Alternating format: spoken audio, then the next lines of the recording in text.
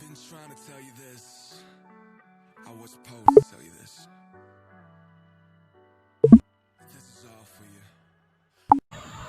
Halo teman-teman semuanya, pada video kali ini saya dan teman saya akan mempresentasikan salah satu kerajaan Islam di Indonesia, yaitu Kesultanan Aceh Darussalam.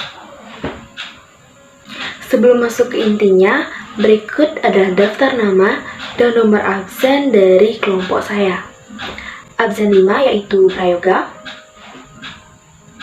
absen 7 Rian, absen 9 Anastasia, absen 31 Mia, dan absen 32 saya sendiri, Rasti. Baik, yang akan kita presentasikan pada video kali ini bisa dilihat pada layar. Pertama, kita akan menjelaskan lokasi dari Kesultanan Aceh. Lalu disusul sumber sejarah, kemudian kehidupan politik, lalu kehidupan ekonomi, lalu kehidupan sosial dan budaya, kemudian terakhir adalah kemajuan dan keruntuhan dari Kesultanan Aceh.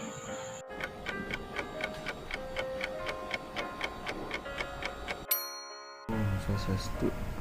Perkenalkan, nama saya Idhara Prayoga. Ingin dengan lokasi atau letak Kesultanan Aceh didirikan oleh Sultan Ali Muhayyad Shah pada tahun 1496.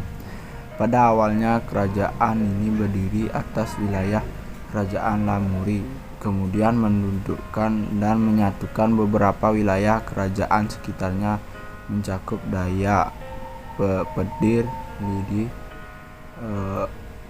Kesultanan Aceh terletak di utara Pulau Sumatera dengan ibu kota Banda Aceh Darussalam.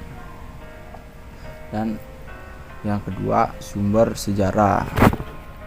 Adapun sumber sejarah mengenai Kesultanan Aceh Darussalam sebagai berikut. Kitab yang pertama, Kitab Darussalatin yang ditulis oleh Naduddin Raniri pada tahun 1937. 2. Genta Perunggu Cakre Donyu merupakan hadiah Kaisar Cina untuk Sultan Aceh. Yang ketiga, gunungan di bekas Taman Gairah Kesultanan Aceh di Banda.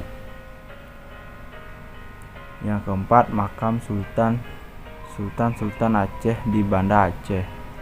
Yang kelima, Masjid Raya Bainurrahman dibangun oleh Sultan Iskandar Muda. Sekian dari presentasi saya tutup dengan Parmo Santi. Om Santi Santi.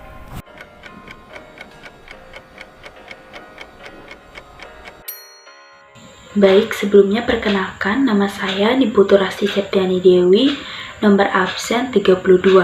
Saya akan menjelaskan kehidupan politik dari Kesultanan Aceh Darussalam.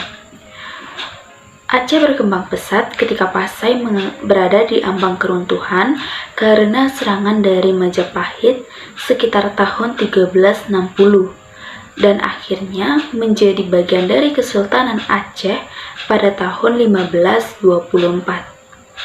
Selain itu, jatuhnya Malaka ke tangan Portugis menjadi salah satu faktor mengapa Aceh menjadi kesultanan maritim yang besar.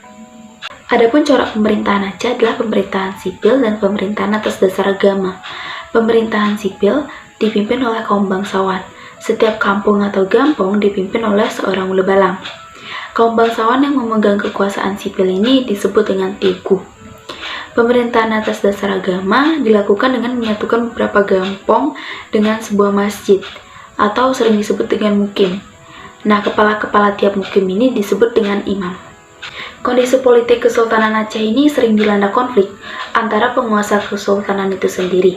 Pada tahun 1571 sampai 1607, Kesultanan Aceh ini diperintah oleh 8 orang, dan 2 diantaranya ini berasal dari keturunan Raja Perak. Nah, yang akan kami jelaskan ada 5 raja. Untuk raja yang pertama akan dijelaskan oleh Putumia Budi Puspita. Adapun raja-raja yang pernah memerintah di Kesultanan Aceh Darussalam 1. Sultan Ali Muhayyad Syah atau 1514 sampai 1528 M. Sultan Ali Muhayyad Syah adalah kerajaan pertama Kerajaan Aceh. Di bawah kekuasaannya, Kerajaan Aceh melakukan perluasan ke beberapa daerah di Sumatera Utara seperti daerah Daya dan Pasai. Sultan Ali Muhayyad Syah juga mengadakan serangan terhadap kedudukan Portugis di Malaka dan penyerangan terhadap Kerajaan Ari. Selanjutnya akan dilanjutkan oleh teman saya. Saya akan melanjutkan raja yang kedua, yaitu Sultan Salahuddin 1528 sampai 1537 Masehi. Setelah Sultan Ali Muhayyad Syah wafat, pemerintah dilanjutkan oleh putranya yang bernama Sultan Salahuddin. Pada masa pemerintahannya, keadaan pemerintahan semakin lemah sehingga kerajaan mengalami kemunduran. Oleh sebab itu, pada tahun 1537, Sultan Salahuddin digantikan oleh saudaranya.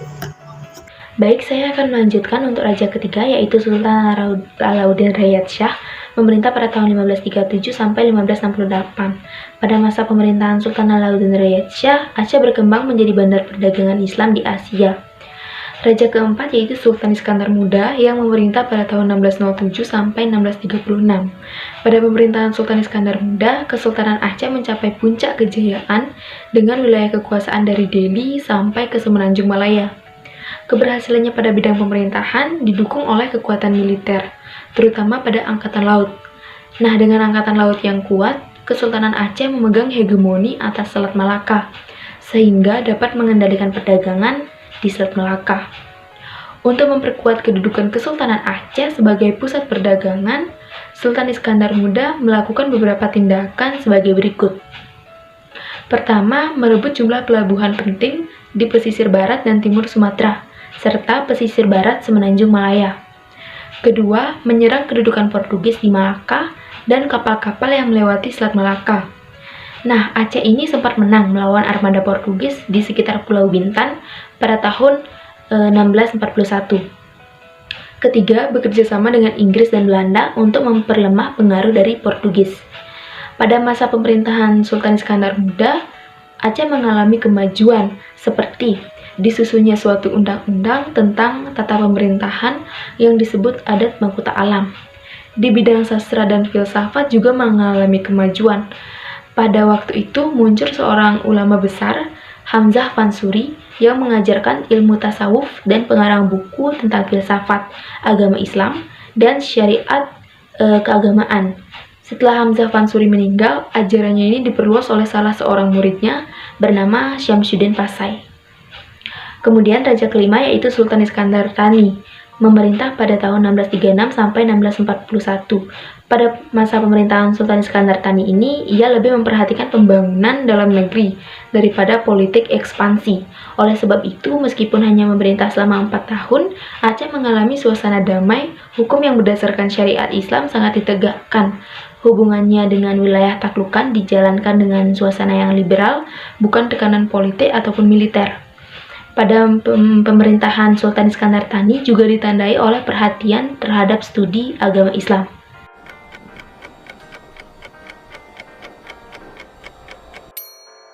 Om Swastiastu, nama saya Irian Mahardika, absen 7. Saya akan menceritakan kehidupan ekonomi Aceh.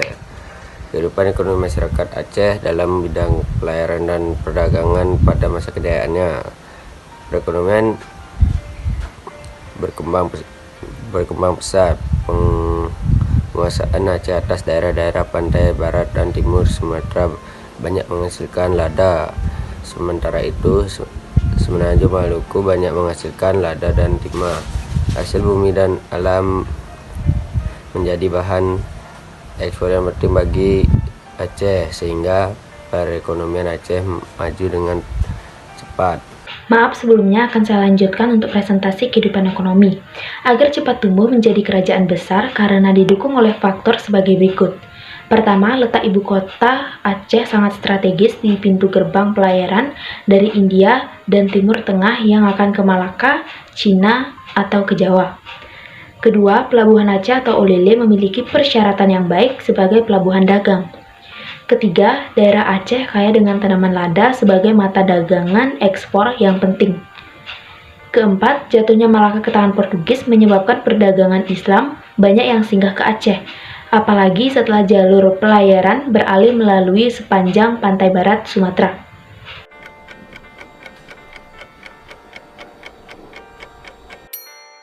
Perkenalkan, nama saya Gusti Ayu Agoma Yumia Natasha, absen 9. Di sini saya akan menjelaskan tentang kehidupan sosial dan budaya Kerajaan Aceh. Mayoritas masyarakatnya beragama Islam, tetapi kehidupan masyarakatnya bersifat feodal. Dalam tatanan masyarakat Aceh terdapat golongan bangsawan yang bergelar Teuku dan golongan ulama yang bergelar Tengku. Kehidupan masyarakat semakin bertambah maju karena sering berhubungan dengan bangsa lain. Dari hal tersebut, dapat tersusunnya hukum adat Makkuta Alam. Pengangkatan sultan haruslah semufakat hukum dengan adat. Oleh karena itu, ketika seorang sultan dinobatkan, ia berdiri di atas tabal ulama yang memegang Al-Quran berdiri di kanan, sedangkan Perdana Menteri yang memegang pedang berdiri di kiri. Sultan Iskandar Muda berhasil menanamkan jiwa keagamaan pada masyarakat Aceh yang mengandung jiwa merdeka, semangat membangun, rasa persatuan dan kesatuan, serta semangat berjuang anti penjajah yang tinggi. Oleh karena itu, tidaklah berlebihan jika Aceh mendapat sebutan Serambi Mekah. Itulah sebabnya bangsa-bangsa Barat tidak mampu menembus pertahanan Aceh.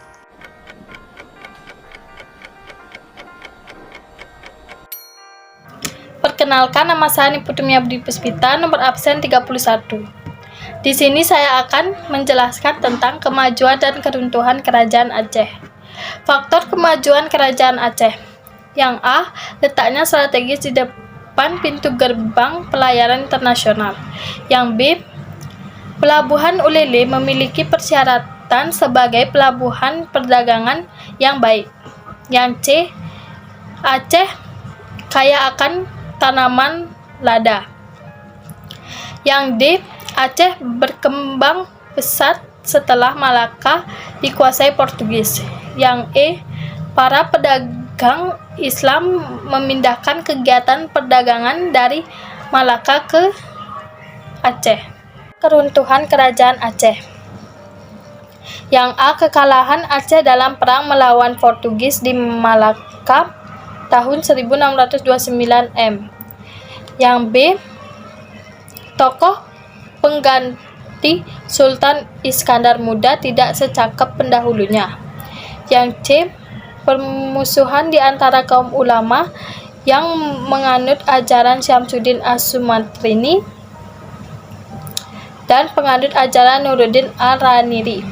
Yang D, daerah-daerah yang jauh dari pemerintahan pusat seperti Johor, Perlak, Pahang, Minangkabau, dan Siak melepaskan diri dari Aceh.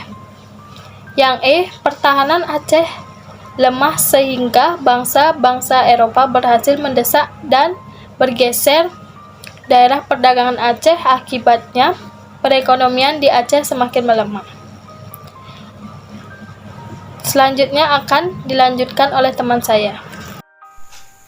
Cukup sekian presentasi dari kelompok kami. Maaf jika terdapat salah kata maupun kekurangan dalam video kami. Terima kasih.